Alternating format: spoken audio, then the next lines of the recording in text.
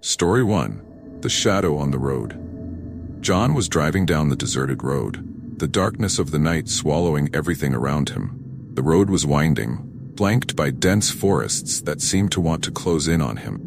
The truck's headlights cut through the darkness, but the feeling of loneliness was palpable. He had received an urgent delivery to be made during the early hours, a task that he, an experienced truck driver, accepted without hesitation. Known for his long nighttime drives, John was used to facing the dangers of the road. But that night, something was different. As he drove on, he began to feel a presence, an unsettling sense of being watched. Initially, he tried to ignore it, attributing the feeling to fatigue. The sensation persisted, growing more intense. He looked in the rearview mirror several times, but saw nothing but darkness.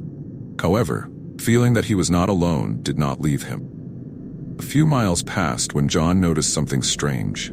The dashboard lights began to flicker, and the radio emitted a disturbing static before shutting off completely. He frowned, trying to understand what was happening. The road was rough, but his truck was in perfect condition. He decided to continue, keeping his attention sharp. Suddenly, he saw something on the side of the road, a tall, indistinct shadow standing among the trees. His heart raced. John blinked, and the shadow was gone. He shook his head, trying to dismiss the image from his mind. "It must be my imagination," he muttered to himself. But deep down, he knew something was wrong. Continued driving, now on high alert. Every shadow seemed to move, and every sound seemed amplified. John was tense, every muscle in his body ready to react. Then he saw the shadow again, this time closer to the road. It was tall, taller than any human, and had an undefined shape. John felt a chill down his spine and sped up, wanting to leave that disturbing sight behind. But the shadow didn't disappear. At every turn, every mile traveled, seemed closer, as if following him. John began to sweat, gripping the steering wheel tightly. Fear began to take hold of him, something he hadn't felt in a long time. He was a brave man, used to facing dangers on the road, but this was different. That shadow seemed evil. The road became even more winding, and John had to slow down to avoid accident. That's when it happened. The truck stopped suddenly, as if it had hit an invisible barrier. The headlights flickered, and the shadow was there, standing in front of the truck. John felt his heart almost stop. The figure was clearer now, a mass of darkness that seemed to pulsate with its own energy. Not knowing what to do, John got out of the truck, trying to stay calm. "Who's there?" he shouted, his voice echoing in the night. There was no response, just an oppressive silence. The shadow moved, floating towards him. John backed away, feeling panic rise within him. He tried to get back into the truck. The door seemed to be locked from the inside. The shadow was only a few feet away now. John felt a cold, malevolent presence emanating from it. Then he heard a whisper, a low and threatening voice that seemed to come from all directions. "Leave," voice said. "You do not belong here." John felt a chill down his spine. "What do you want?" he shouted, trying to sound brave. The shadow paused, and for a moment, everything was silent. Then the voice replied, "You have entered my domain. This road is mine." John didn't know what to do. He felt helpless, trapped in this surreal situation. He tried to start the truck's engine, but it wouldn't respond. The shadow kept getting closer, and John felt a growing sense of despair. "Please, let me go," he begged. But the shadow only laughed. Cold, soulless sound that echoed in the night. That's when John remembered something he had heard from an old truck driver years ago. The man had spoken about a haunted road where an evil spirit roamed, claiming the souls of unsuspecting travelers. John had never believed the story, but now, confronted with reality, he knew he was in danger. Gathering all his courage, John faced the shadow. "I'm not afraid of you," he said, his voice firm despite the terror he felt. The shadow paused for a moment, as if surprised by his boldness. "You should be afraid," the voice replied. "I am the darkness. I am the fear." John closed his eyes, trying to concentrate. He remembered a prayer his grandmother had taught him as a child, prayer for protection against evil. He began to recite it, his voice low but determined. He felt the shadow hesitate, as if the prayer had some effect on it. With each word he said, John felt the shadow retreat, the malevolent presence weakening. He continued the prayer, now with more confidence, and finally the shadow disappeared. Silence returned to the road, and John felt a wave of relief. The truck's engine started again, and the headlights returned to normal. Wasting no time, John got into the truck and sped away, leaving that cursed road behind. Fear was still there, but now it was accompanied by a feeling of triumph.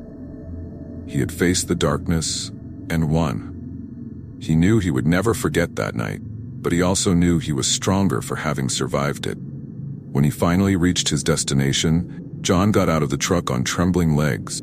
He delivered the load and sat for a moment, trying to process what had happened. He knew many wouldn't believe his story. That didn't matter. He knew the truth. And he knew that somewhere on that road, the shadow was still waiting, ready to claim another unsuspecting soul. The next morning, John was still shaken by what had happened the previous night. He tried to share his experience with other truck drivers at the gas station, but most laughed or simply didn't believe him. Few showed concern, but the fear of the unknown quickly made them change the subject. Realizing his words wouldn't convince anyone, John decided to continue his journey in silence. During the week, John tried to forget the incident, focusing on his deliveries and daily routines. But the nights were difficult. Every time he found himself alone on the road, memories of the shadow returned, more vivid and terrifying. He began to avoid that specific route, choosing longer and more complicated paths just to avoid passing by the same place. It was during one of these trips that John met Charles, an old friend and fellow truck driver. They met at a roadside diner, and after a few beers, John felt comfortable enough to tell his story. Charles listened attentively, face serious. When John finished, Charles remained silent for a moment before speaking. "John, I believe you. I've heard similar stories from other truck drivers. I even went through something similar myself, but I never had the courage to tell anyone." He paused, seeming to gather the courage to continue. "Many years ago, when I was still young, I was driving down a road like that. I saw something I can't explain to this day. A shadowy figure followed me for miles, always at a distance. When I tried to confront it, it simply disappeared. Since then, I've avoided that route." John felt relieved to know he wasn't alone. "What do you think these shadows are?" he asked, his voice filled with curiosity and fear. Charles shook his head. "I don't know, John. Some say they're spirits of people who died on the road, trapped between the world of the living and the dead. Others believe they're manifestations of pure evil, drawn by the fear and loneliness of truck drivers. Whatever they are, we know they're not natural." The conversation with Charles helped John understand that, while his experience was rare, it wasn't unique. He began researching more about truck drivers' stories, discovering a rich tapestry of horror tales that haunted the roads. Some were old legends passed down through generations, while others were modern accounts of unexplained events. During his search for answers, John found an online forum dedicated to truck drivers and their supernatural experiences. There, he read dozens of similar accounts, each with disturbingly similar details. The shadows, the whispers, the feelings of being watched, all repeated in different parts of the world. One night, John decided to share his story on the forum. He described the shadow, the events that occurred, and how he managed to drive it away with his grandmother's prayer. He received numerous responses, some supportive, others sharing similar experiences. One user, a veteran truck driver named Mike, suggested John look for an old book about urban legends and supernatural road tales. "You might find some answers there," Mike wrote. John followed the advice and got a copy of the book from a specialized bookstore. The book was old, with yellowed pages and a worn cover. It contained numerous stories of spirits, hauntings, and inexplicable events that had occurred on the roads over the centuries. One story caught his attention. It was the legend of a spirit known as the Road Shadow. The story told of a man who had tragically died in an accident many years ago. His spirit, full of anger and sorrow, remained trapped on the road where he lost his life. The shadow, according to the book, was a manifestation of his pain and despair. The spirit tried to lure other souls to share his eternal suffering. As John read the story, he felt a chill. The descriptions in the book were eerily similar to what he had experienced. While he knew he couldn't prove the legend's truth, he felt a strange sense of understanding. Somehow, he felt he had become part of that story. Over time, John accepted what had happened, He knew the road held secrets he would probably never fully understand. But he also knew he wasn't alone. Other truck drivers shared their experiences and faced the same fears. Together, they formed a community of survivors, united by the stories they told and the roads they traveled. John resumed driving the route he had avoided for so long, this time prepared. He carried a protection amulet given by Charles and his grandmother's prayer always in mind. Although the shadow never appeared again, he knew the road still held its mystery. Each trip was a reminder that the unknown was always present, waiting in the shadows. And so, John continued his life as a truck driver, now wiser and more cautious. He knew the roads were more than just paths of asphalt. They were gateways to the unknown, where stories of horror and courage intertwine. And as he drove down the deserted roads, he always kept his eyes open, alert to what might be waiting around the next bend. Story 2. The Ghost of the Abandoned Gas Station. Mark was a young truck driver, new to the road, and excited about his first long trip. He felt the thrill of exploring new paths and the freedom of the open road. His route took him along a little-used highway, cutting through a forgotten stretch of the countryside. It was a solitary journey, but he didn't mind. He was determined to prove himself and show that he could handle the challenges and difficulties of a trucker's life. As night fell, fatigue began to set in. Mark decided he needed a break. He had been driving for hours without stopping and knew it was dangerous to continue without a rest. He looked around, searching for a safe place to park and get some sleep. That's when he spotted an old gas station, now abandoned, on the side of the road. The station looked like it had been closed for many years. The gas pumps were rusty, the windows of the small building were broken, and weeds grew around, giving the place a desolate and forgotten appearance. But to Mark, it seemed perfect. He just needed a few hours of sleep before continuing his journey. He parked the truck next to the station and turned off the engine. The night was quiet, except for the occasional sound of the wind blowing through the trees. Mark adjusted his seat, closed his eyes, and tried to sleep. But just as he was about to doze off, he heard a sound. It was faint, almost imperceptible, but definitely present. It sounded like a whisper. Mark opened his eyes and looked around, but saw nothing out of the ordinary.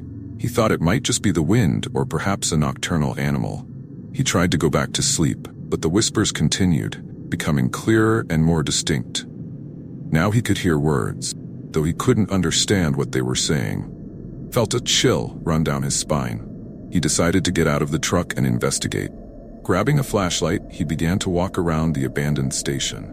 The whispers seemed to come from all directions, echoing off the broken walls and rusty pumps. He felt a presence around him, something invisible but undeniably real. Mark began to wonder if he had made a mistake by stopping there. As he approached the main building, he saw a partially open door. He hesitated for a moment, but his curiosity was stronger. He carefully pushed the door open and entered. The interior of the building was dark and dusty. Cobwebs hanging in the corners and old furniture scattered around. The flashlight illuminated every detail, casting eerie shadows on the walls. While exploring the interior, he found an old diary on a shelf. Pages were yellowed and fragile, but still readable. He began to flip through the diary, realizing it belonged to the former owner of the station. The first entries talked about the busy days of the station, with frequent customers and a thriving business. But as he continued to read, the tone of the entries changed. The diary described strange and inexplicable events that began to occur. Objects moved on their own, ghostly voices echoed at night, and the feeling of an invisible presence became increasingly strong. The owner wrote about his growing despair and fear until he finally decided to close the station and leave the place. Mark felt a chill as he read the final entries. The feeling of being watched was now more intense than ever. He decided it was time to leave, but as he turned to go, he saw something that made his heart stop. In the back of the building, a pale and translucent figure stood, looking directly at him. The figure was of a man, dressed in old clothes and with an expression of deep sadness on his face. Mark froze, unable to move or speak.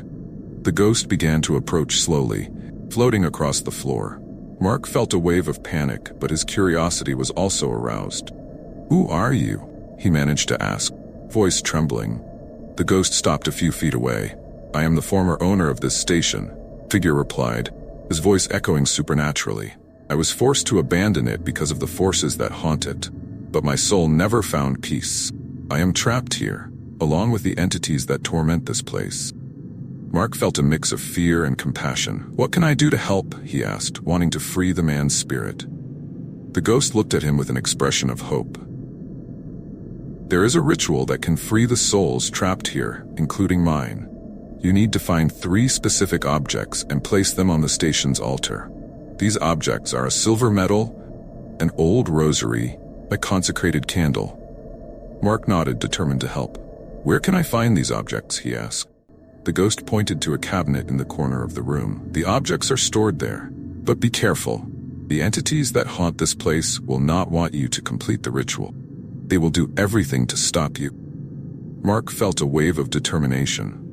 "I'll do whatever it takes," he said, walking over to the cabinet. He opened the door and found the mentioned items: a silver medal, the old rosary, and the consecrated candle. He took the items and held them tightly. As he headed to the altar in the center of the station, he felt the temperature drop drastically.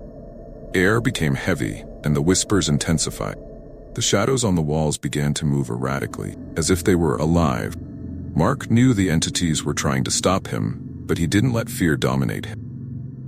He placed the silver medal on the altar, followed by the old rosary. When he lit the consecrated candle, bright light flooded the station, dispelling the shadows and silencing the whispers. Mark felt a powerful presence around him, but it was not malevolent. It was a feeling of peace and tranquility. The ghost of the owner appeared again, now with an expression of gratitude. "Thank you," he said, his voice full of emotion. "You have freed my soul and the souls of the other entities trapped here. We can finally rest in peace." Mark felt a wave of relief. "I'm glad I could help," he said, watching as the ghost slowly disappeared, dissipating into the light. The atmosphere of the station changed completely. The feeling of oppression disappeared, and the place now seemed calm and serene. With the mission accomplished, Mark returned to his truck, feeling exhausted but satisfied. He knew he had done something important, something that not only helped the spirits, but also brought a bit more light to the world. He started the engine and continued his journey, knowing that night would be a story he would tell forever. When he finally reached his destination, Mark met other truck drivers and shared his experience. Unlike John, his story was received with interest and respect. Many of the truckers had gone through similar experiences and knew that the road held many secrets. In the days that followed, Mark reflected on what had happened. He knew it wasn't common to find an abandoned station and face ghosts, but he also knew that the life of a trucker was full of surprises. He learned to respect the places he visited and to pay attention to the signs around him. And so, he continued his career on the road, now with a new understanding of what it meant to be a truck driver. He knew he wasn't alone, that there were forces beyond human comprehension that influenced the world. But he also knew that with courage and determination, he could face any challenge, whether natural or supernatural. Story 3. The Bride on the Road. Robert was a veteran truck driver, known for his scary stories he shared with his colleagues at rest stops. He had faced everything on the road: storms, wild animals, and even some inexplicable encounters he preferred not to mention. But nothing had prepared him for what he would encounter that night. It was a full moon night, and Robert was driving down a lonely rural road, surrounded by fields and mountains. The silence of the night was disturbing, interrupted only by the constant roar of the truck's engine. He was tired, but determined to deliver his load on time. As he drove, he spotted a figure in the distance, by the side of the road. As he got closer, the figure became clearer. It was a young woman dressed in a long white wedding gown with a veil blowing in the wind. Robert frowned, intrigued. He stopped the truck next to her and rolled down the window. "Are you okay?" he asked, his voice full of concern. The woman turned to him, revealing a pale and sad face. "Can I get a ride?" she asked, her voice soft and melancholic. "I'm trying to get home." Robert hesitated for a moment, but compassion won out. "Sure, get in," he said, opening the door. The woman climbed into the truck and sat next to him. "My name is Robert. What's your name?" he asked, trying to break the ice. "My name is Helen," the woman replied with a weak smile. "Thank you for stopping. I don't know what I would have done without your help."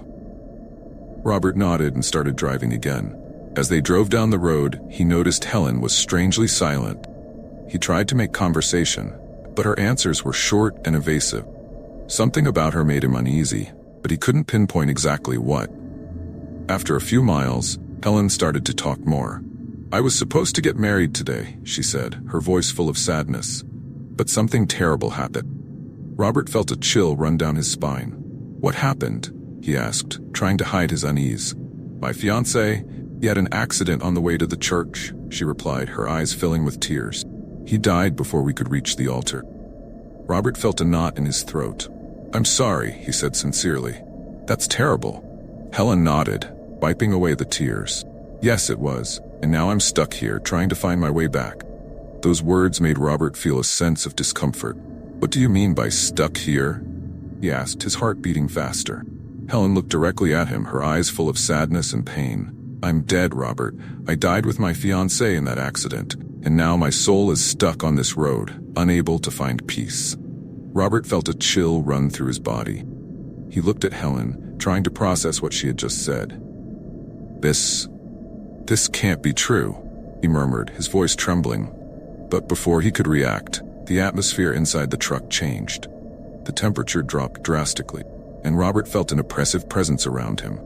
Helen began to transform before his eyes, her face becoming pale and cadaverous, her eyes glowing with a sinister light. "You need to help me, Robert," she said, her voice now echoing supernaturally. "I need to find peace. I need to go home." Robert fought against the panic, trying to keep control of the truck. "What can I do?" he asked, his voice trembling.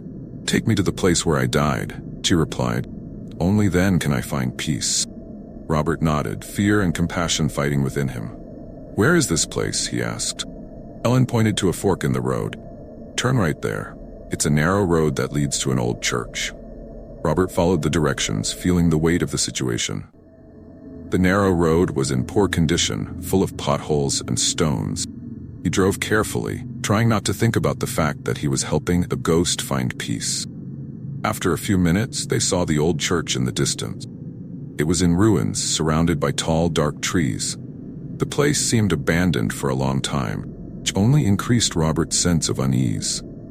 He stopped the truck in front of the church and turned off the engine. Helen looked at him, now with a more peaceful expression.